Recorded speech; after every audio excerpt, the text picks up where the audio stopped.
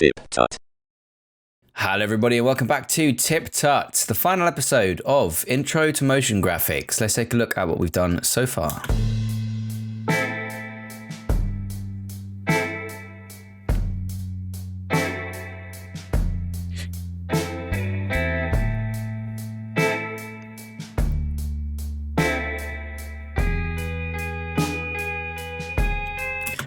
Cool. So the only last bit we've got to get through then is this sort of scaling up and stroke and colored opacity rise, and then this cool little letter by letter pop into existence here. Now this technique is using a combination of everything that we've done so far. That's fading of opacity, the line strokes of each letter, and scaling up and pinning or pick whipping, one layer to another. And then this one is entirely new. So I'm just going to quickly blast through this part here with the This Ain't No Paint by Numbers section. So on the beat then.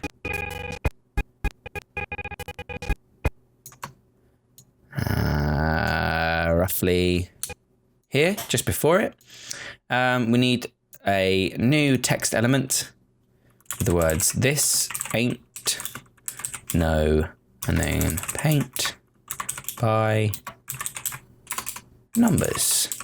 Okay, now we want all this to be much larger than that. So we need our character window to be larger. Like so. We need the space between each line to be larger, like so. And that will probably do it. And we want all of this here to be Lovelo. Different font. This ain't no paint by numbers. Lovely. Okay. The next thing then is to change the colors of these. So I'll just bring up my color palette, make this one yellow, like so. And then each one of these letters is a different color. So we take the turquoise for the N, and we can take the green, or emerald rather, for the U. I could have just copied and pasted this, come to think of it, from the previous version, but just goes to show it doesn't take too long to do this sort of thing. The B, for example, can be purple. Oops. And the E can be the yellow. Now, again, I'm not trying to encourage you to copy me. I'm trying to encourage you to sort of make your own version of this, which I'd be really interested in seeing, actually, if you wanted to post that and send it to me in some way, or pop it online and comment below. That would be really useful to see what you guys have actually done with my tutorial, just to see what you guys have come up with, basically, because I'm trying to inspire you to create your own things rather than copy my things. Which, in my eyes, I mean, how can that be possibly a bad thing? It means that you guys have done something creative and hopefully learn how the way you should make something like this, rather than learning to make this specific thing. So I've taught you the theory of it rather than how to physically do it. Okay, so we've got our text layer now. We need that to pop into existence. So we will select our layer and Alt open square bracket to cut that off there. And we need a stroke to go around the edge of all the letters. And we need an opacity change on this layer. So to create the stroke, we need a new layer, which is a shape version of this text. We need to then duplicate that layer, because then what we have is one layer for the fills and another layer for the stroke. So on this layer, we Alt click the fill until it's got a line through it, and then we click the stroke, make it about 2 pixels should do. And then you can see now that we've got a stroke around our layer and a fill version of the same layer separately from each other.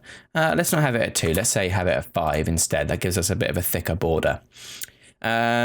So let's hide the fill layer for now. On the stroke layer, we do the same thing as we did before. We add a trim path. As you can see, it adds it below everything, and that basically means you're going to apply the trim path to everything, which is what we want. So we create a start and end keyframe, and we find out when we want the animation to end, which is about there. and we add in some keyframes, making sure that both values are 100% so that all of these start and end points, all of the endpoints are at the end of their line, and then at the start one, we make sure all the endpoints are at the start of their line. Again, we offset this now by, I think it's quite a lot in this part. Let's see what I did last time, see if I can remember. That'll be here, start and end. Yeah, it's offset by quite a bit. So what we'll do is we'll offset you can either offset the start or the end, it really doesn't matter. Let's do it by, I don't know how much is. A bit, I think we can say. And then we don't want this to be eased like previously. This one, if we check the easing on this previous one, you can see it's a bit more of a smooth arc rather than the quick to fast. And that's because it takes longer. It's on the screen for a longer time. So what we can just do is right click and easy ease, and that gets the effect that we're after. Yeah. So we'll have to grab those and make it just a bit earlier on so that when the hit comes in, the animation is actually finished, which is fine. So that's that layer done. Nice job. If we then take our fill layer and pick whip it to the outlines layer, and we do the same thing. I think we can actually delete this text layer now. We don't need it. Then if we add a scale keyframe to this layer here and an opacity keyframe like so, and then we have the last keyframe for the trim path. We navigate to that, we turn the scale up to say 110, and we turn the opacity to 0. What we can do then is turn the first opacity keyframe to 0 too. Now this means that that line is never going to be on there, right? But what we actually want, sorry, we don't want the opacity keyframes on this layer. That is my mistake entirely. We want them on the fill layer. So my mistake, we will have that at 100% opacity, my apologies. The scale one, we don't want any easing on because we want it to be a nice smooth scale, like so.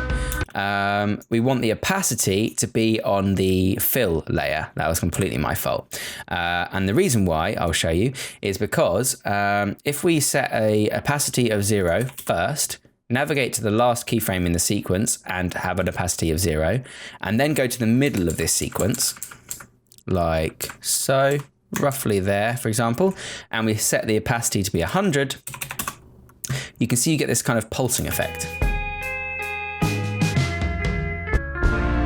Ignore that, that's where it's rendering when the music goes slow. And it kind of gives you that fade in and out, so that by the time it starts on nothing, for example, and then ends on nothing too, so that we don't have to worry about overlapping when the next segment comes in.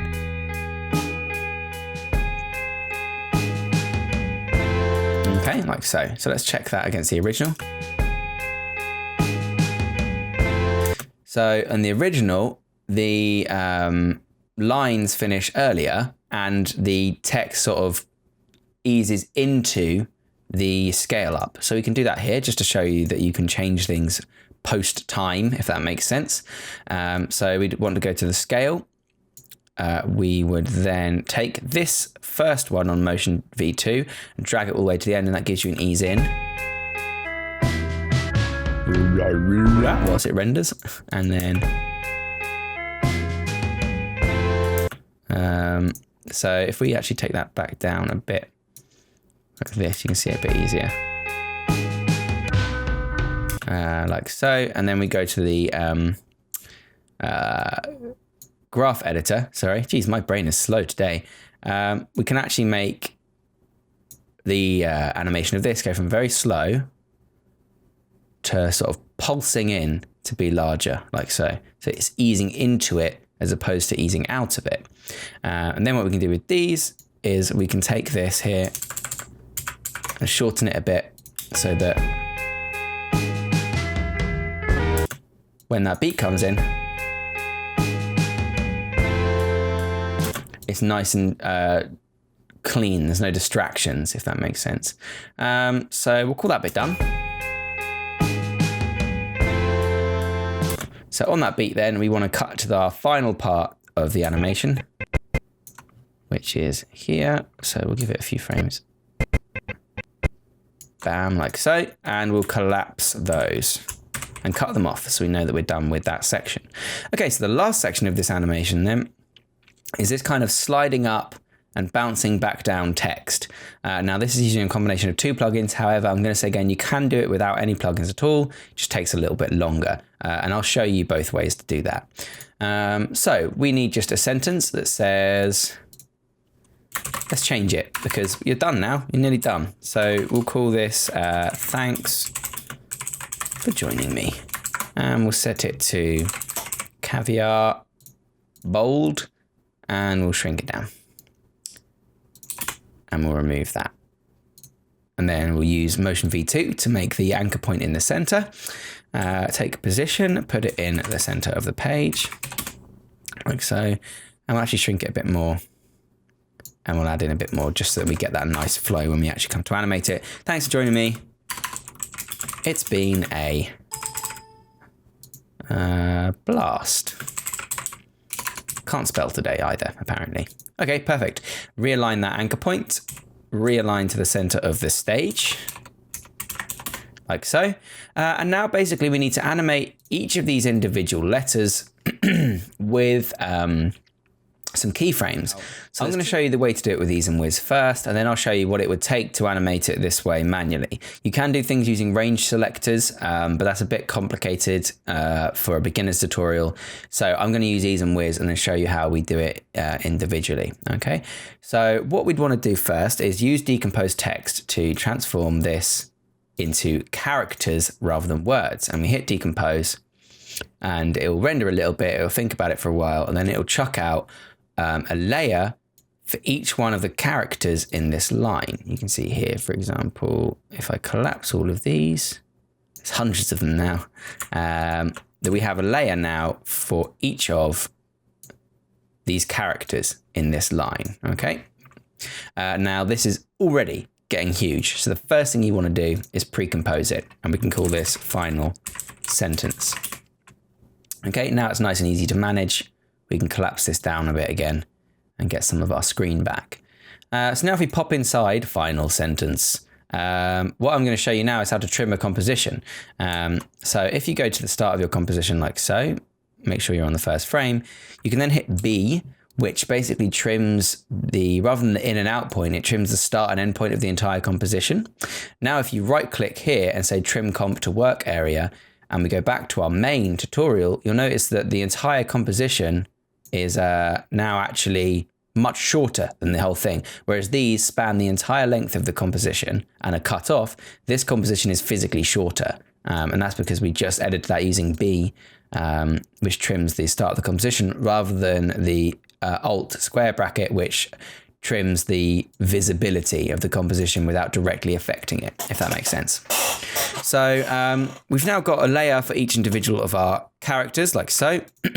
If we hit P to bring up position and click the stopwatch, that creates a position keyframe on every single one of these layers. Let's move along by about 4 seconds, maybe a bit less, and hit another one. And then we go back to our first set of keyframes and we just hit shift and down a couple of times. Okay, and that then moves all of those layers so that if we were to play this, they still go up by themselves. Okay, now we're going to use the duplicate and offset animation technique that we used last time. So we can right click on these and hit Easy Ease to give them a bit of nice movement. Go to the graph editor and shift click that along there so that we get a nice bit of movement. And then all we need to do is decide how many frames we want in between each letter animation. I'm going to choose about 3. That seems like a good number. So Control and then the right arrow key, 1, 2, 3, gives you 3 frames. Then if you use Alt and close square bracket, it cuts off those layers. Okay, now we've done this before, so I'm not going to go into too much detail, but you select your first layer, you select your last one, you right click and you go to keyframe assist, sequence layers, okay. And it basically sequences each of those layers to be appearing in sequence. However, we don't want them to pop up like this and then disappear. okay, we want them to stay on screen, so we can just drag that back out to the end of the animation. Now, if we go back to our main window and take a look at this, as it renders very slowly, you can see that each of these animations slide up like this, okay? Now, at the moment, it looks like they're kind of appearing and then popping up, which is fine, but that's not what we actually want for this one. So here's where we're going to apply a mask. Now, earlier when I drew a shape without a layer selected, and I chose the rectangle tool, it drew a shape. Now, if I choose the rectangle tool with a layer selected, it creates a mask. So let's find a position where one of the letters is in its final place, or we could even go to the end of the composition and all the letters be in their final place. If we now dragged a rectangle over these letters, it would automatically mask out anything that doesn't appear within that rectangle. Meaning, if we go back a bit, halfway through the composition, you'll notice that where the bounding box is, the letters then disappear. And if we scrub through, it's going to take a little while to render now. They only appear within this bounding box, which is super great. And you can actually go through and edit this bounding box however you like. Say, for example, you wanted to make it a little bit bigger. You can select each individual point and do so. Like this, for example, maybe about there. But this animation now is a bit boring. Let's quickly pre-render it. So this is where my computer starts to struggle when I'm recording and trying to animate a million different things at once, basically. You can see that the letters sort of just slide in and then stop. So what you actually want, let's go inside here to make it render a bit easier, is a bit of that bounce back that you saw in the previous episode, in the previous example, where the letters come in and sort of bounce off again. Okay, they sort of come up and then drop back down into position. We can add that in with no problem whatsoever. And that's using the Ease and Whiz plugin. So we'll grab all of these keyframes, select them all, and go over here to Ease and Whiz. And here you have basically a bunch of easing options that automatically generate a kind of animation. So for back, for example, adds to your animation a back out or overshoot kind of animation. So you'll set your start and end key points like normal, and then the back option pushes, when it reaches the last keyframe, pushes your shapes past that point and then backs into that point. Okay, so if we have back out and then hit apply, you'll notice that all the numbers go red, and this is because it's actually applied an expression to that animation. Now, if we were to look at the easing looks the same. It hasn't changed, but there is more than one property has an expression. Now, I won't go into expressions. It's quite complicated. What it basically is a little bit of code that adds an extra bit of animation to your keyframes without you doing anything else. It's super, super useful. So if I were to quickly render this entire section, then we can see what the result of that is. So we'll pop back in once that's been done. Okay, so that's had a quick chance to render. Now let's take a look at what we've got as the result. So you can see that back animation plugin has basically added that little bit of bounce to the letters as they animate in. Now there's plenty of options within Ease and Whiz. That's just one of them. The bounce one makes it look like it's like a bouncing ball that animates out. Elastic makes it look like you pinged it in. And then there's things like exponential, cirquint, quartz. They're basically speed options instead. Highly recommend checking this out, guys. It's super, super useful. So that's kind of the end of the series. What I've tried to do here is introduce some concepts to you that could be useful within motion graphics that hopefully you can now go away and apply to your own projects. This wasn't supposed to be a comprehensive guide. This wasn't supposed to be something, you know, by the end of this, you'll completely know how to do everything to do with motion graphics. This is basically acting as an introduction for those who are a little bit interested, but didn't really know where to begin. And hopefully I gave you something that you could follow along to on your own projects to give you a few ideas of how these sort of things work. if you have, that's great. If you haven't, please do offer some feedback. This is something that's relatively new to me, and I'd like to improve my skills, certainly as a teacher, and my skills also as a designer as well. If you found an easier way to do the things that I've done, if you found better ways to do anything that I've suggested, I'm always open for advice, really.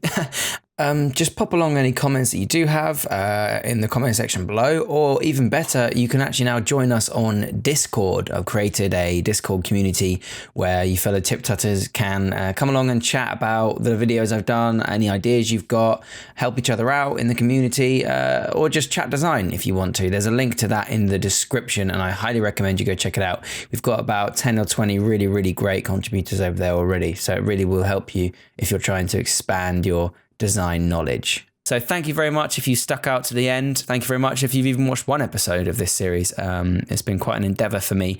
So thanks very much, you guys. I really, really appreciate it. And hopefully I'll see you all next time.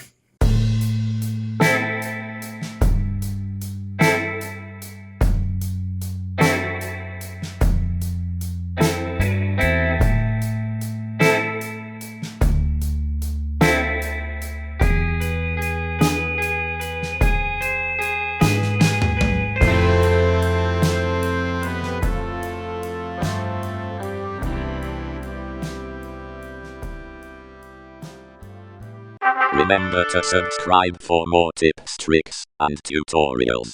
Thanks for watching.